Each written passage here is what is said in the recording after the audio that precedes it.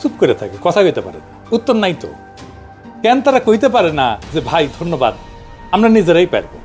এর মধ্যে পাটাইলে ইলিশ, গতবার আমরা মেলা হাউকাউ করেছিলাম না, সেটা তারা পাত্তাই দেয় যেন ইলিশ ওদের বাপের, বাংলাদেশ মনে হয় ওদের বাপের জমি। ইন্ডিয়ার ভয়ে থরহরি কম্প এদের।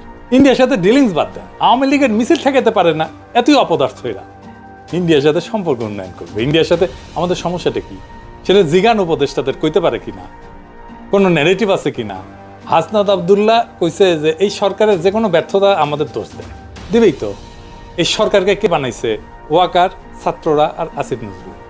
তো দায় নিবা না কেন?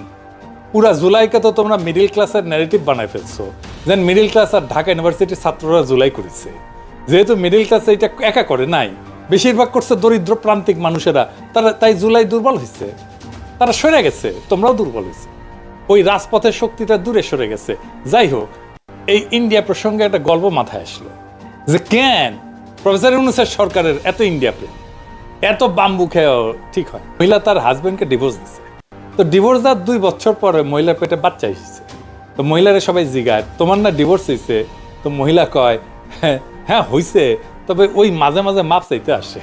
তো ইন্ডিয়া মাঝে মাঝে প্রফেসর ইউনূসের সরকারের কাছে মাপ চাইতে আসে। যাই হোক, আজকের বিষয় ছিল নারী আসনে সরাসরি ভোটের বিষয় নিয়ে আলাপ করা। আসেন এটা দেখি, তাইলে দেখবেন আমাদের পলিটিক্যাল পার্টি, প্রফেসর ইউনূসের সংস্কার কমিশন আর এই ঐক্যমত কমিশন কেমন ভালসুন আর মূর্খসুদা। বাংলাদেশের সংসদে এতদিন 50টা নারী কোটার আসন ছিল, তো সংবিধান সংশোধনী কমিশন সেটার বাড়ায় নারী কোটার আসন 100-তে বাড়ানোর সুপারিশ করেছে। এর উপরে এনসিপি আবার দাবি করেছে 100টা নারী কোটা আসনে নির্বাচন সরাসরি ভোটে হওয়া উচিত। মানে মরার উপরে খাড়ার ঘা। আসেন আসলে নারী কোটার আসনে সরাসরি ভোট এটা একটু বুঝে দেখি।